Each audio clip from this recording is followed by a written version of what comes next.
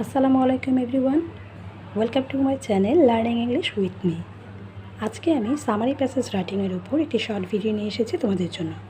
আশা করি এই ভিডিওটি হেল্পফুল হবে।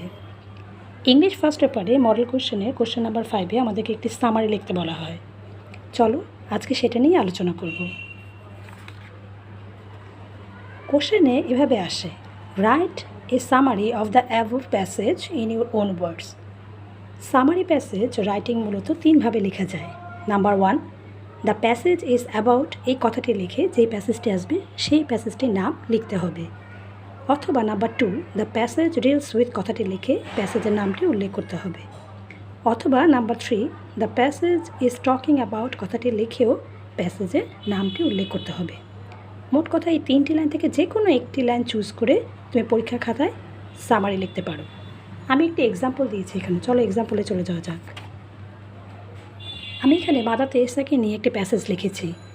দেখো, তোমরা চাইলে এভাবে লিখতে পারো, the passage is about Mother Teresa, অথবা the passage deals with Mother Teresa, অথবা the passage is talking about Mother Teresa.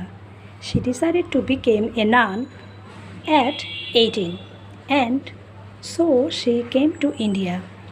She became an Indian by choice.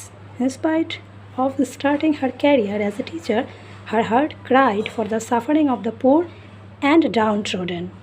She spent her whole life rendering selfless service to mankind. In 1979, she was awarded the Nobel Prize for Peace. She died on 5th September 1997. এভাবে 120 থেকে 150 ওয়ার্ডস পর্যন্ত তোমাদেরকে summary লিখতে হবে। That's all for today. Thank you for watching my video.